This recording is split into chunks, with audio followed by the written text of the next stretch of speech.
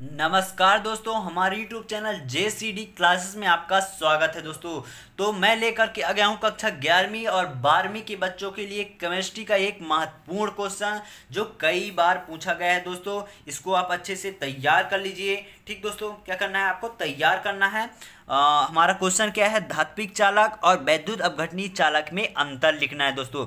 कोई चार अंतर लिखने को आएगा, 4 नंबर का आएगा तो आपको 4 अंतर लिखना है, 3 नंबर का आएगा तो 3 अंतर आपको लिखना ही लिखना है। तो आप चारों अंतर को अच्छे से तैयार कर लीजिए। मैं बहुत ही आसान भाषा में समझा रहा हूँ, तो रटना नहीं है, आपको समझना है, क्योंकि हम समझाने के लिए यहाँ पास बैठे हुए हैं। तो आपको समझना है, ठीक, रटना नहीं है। रटना तो रट सकते हैं, लेकिन सबसे पहली बात समझना चाहिए। ठीक, तो अब पूरे वीडियो को लास्ट तक देखिएगा और अभी तक हमारे चैनल को सब्सक्राइब नहीं किया, चैनल को सब्सक्राइब कर लीजिएगा और बेल आइकन को अवश्य प्रेस कर दीजिएगा। ठीक दोस्तों, तो क्या है हमारा क्वेश्चन? धात्विक चालक और वैद्युत अपघटनीय चालक में अंतर। तो अब आप अपने को कॉलम बना लेना है, क्रमांक का, गुण का, धात्विक चालक और वैद्युत अपघटनीय चालक। तो क्रमांक में पहला क्रमांक डालिएगा और गुण में लिखिएगा विद्युत धारा। ठीक दोस्तों, और धात्विक चालक में क्या होगा दोस्तों? धातुओं में विद्युत धारा का चालन इलेक्ट्रॉनों के अभिगमन से होता है दोस्तों। जो धातुएं होते हैं दोस्तों, इसमें विद्युत धारा का चालन दोस्तों, विद्युत धारा का चालन किसके द्वारा होता है? इलेक्ट्रॉनों के अभिगमन से होता है, यानी इलेक्ट्रॉनों के कारण धारा का चालन होता है किसमें? धात्विक चालक में दोस्तों। लेकिन वैद्युत अपघटनीय चालक में दोस्तों, वैद्युत अपघट्य के विलयन में दोस्तों, विद्युत धारा का चालन दोस्तों आयनों के अभिगमन से होता है। किसके दोस्तों? आयनों के अभिगमन से होता है। ठीक, धात्विक चालक में इलेक्ट्रॉनों के अभिगमन से और वैद्युत अपघटनीय चालक में दोस्तों आयनों के अभिगमन से। यह आपको खाली स्थान वगैरह में भी पूछ सकता है, इसको आप तैयार कर लीजिए। कैसे क्वेश्चन बनकर के आएगा कि धात्विक चालक में धात्विक चालक में विद्युत धारा का प्रवाह खाली स्थान के अभिगमन से होता है दोस्तों।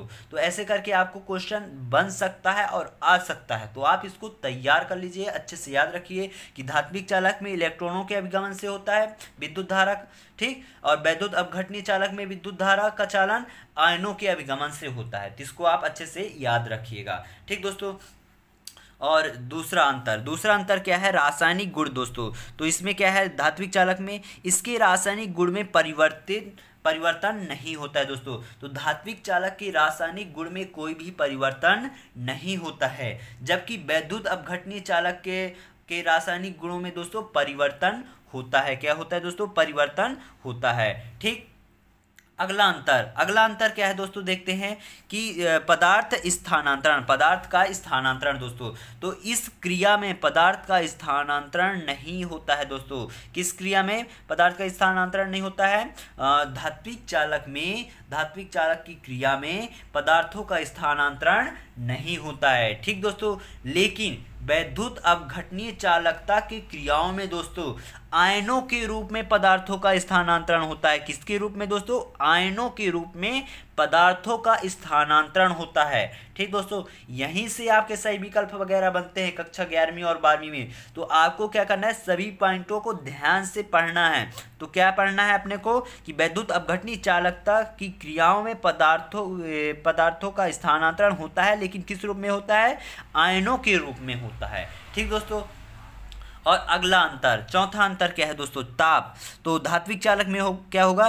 ताप में वृद्धि से धात्विक चालकता का मान घटता है। यानी जैसे जैसे हम धात्विक चालकता जो होती है, धात्विक चालकता है जो, उसमें हम तापमान बढ़ाएंगे तो उसकी चालकता का मान क्या होता जाएगा? घटता जाएगा। लेकिन इसके अपोजिट है वैद्युत अपघटनीय चालकता में।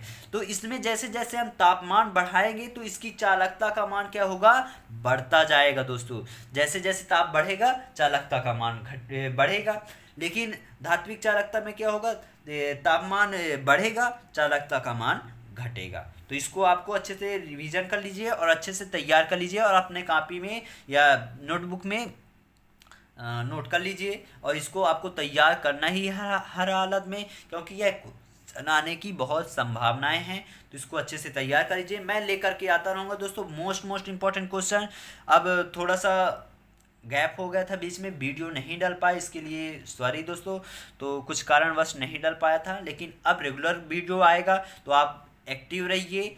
आपको शाम को या सुबह प्रोवाइड करा ही दिया जाएगा, सुबह 8 बजे तक में, या कि शाम को आपको 6 से 7 बजे के बीच में वीडियो अपलोड कराया जाएगा। जो महत्वपूर्ण क्वेश्चन है दोस्तों, आपके पेपर में आने की पूरी संभावनाएं हैं, वो उन्हीं क्वेश्चनों को अपलोड किए जा रहे हैं इस समय, तो आप इनको तैयार करते रहिए।